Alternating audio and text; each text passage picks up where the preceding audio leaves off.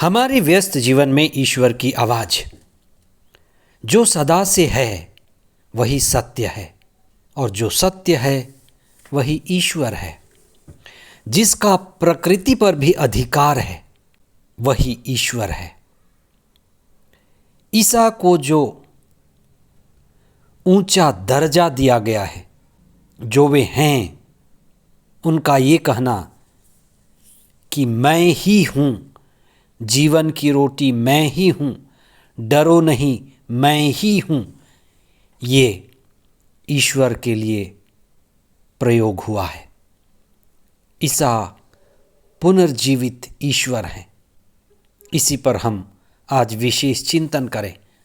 पास्का का दूसरा सप्ताह 13 अप्रैल 2024 शनिवार। पहला पाठ प्रेरित चरित अध्याय 6 पद संख्याएं 1 से 7 तक और 17 से 19 तक। संत यूहन्ना का सुसमाचार अध्याय 6 पद संख्याएं 16 से 21 तक। धर्मशास्त्र में अवतार का वर्णन होता है। ईश्वर अवतार लेता है। अवतार के साथ ही चिन्ह, चमत्कार और चंगाई जुड़ी होती हैं। रोटियों का चमत्कार और ईसा का पानी पर चलना, ये बड़े गहरे संकेत हैं कि ईसा वास्तव में कौन है। धर्मशास्त्र की बातें हमारे लिए गहरे संकेत देते हैं।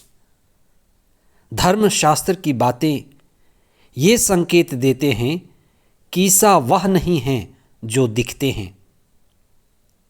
वे सत्य स्वरूप हैं, आत्मापूर्ण हैं, चेतनशील हैं। और इन दिनों में हम पास्का के बाद ईसा के विशेष रूप पुनर्जीवित ईसा पर चिंतन कर रहे हैं। उनका विराट रूप जो विभिन्न समय में प्रकट हुआ, यह प्रकट करता है कि वे अनंत हैं और अविनाशी हैं। ईसा स्वयं कहते हैं, मैं ही हूँ, डरो नहीं मैं ही हूँ। कोई और दूसरा हो भी नहीं सकता।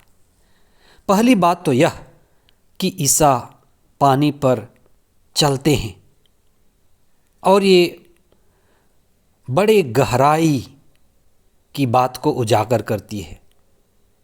ये एक इशारा है कि ईसा वास्तव में ईश्वर के पुत्र हैं, दिव्य स्वरूप हैं। हम इस बात को कैसे समझें, कैसे बताएं? पानी पर चलना, समुद्र पर चलना, कदमों के नीचे समुद्र को होना, ये ईसा के विराट रूप, विश्व रूप को प्रकट करता है।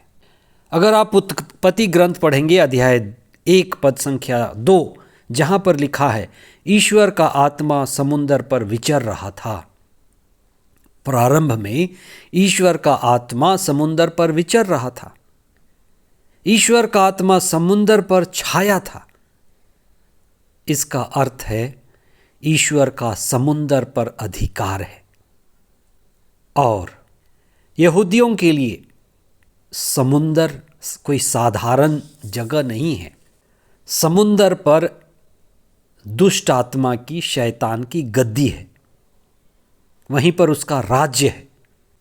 संत मार्कुस के सुसमाचार में अध्याय 3 पद संख्या 38 से 40 के बीच में ईसा समुद्र को डांटते हैं, तूफान को शांत करते हैं, थम जा, और तूफान शांत हो जाता है।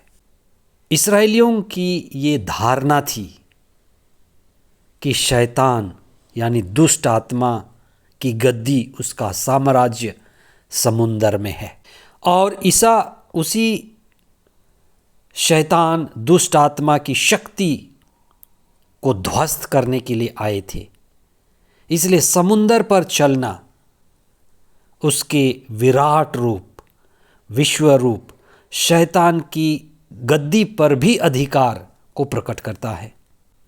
इसलिए पुनर्जीवित ईसा अपने इस विश्व रूप को अलग अलग तरह से दिखाते हैं। शिष्यों के लिए यह एक परीक्षा थी कि वे रोटियों का चमत्कार देख रहे थे। ईसा को पानी पर चलते हुए देख रहे थे।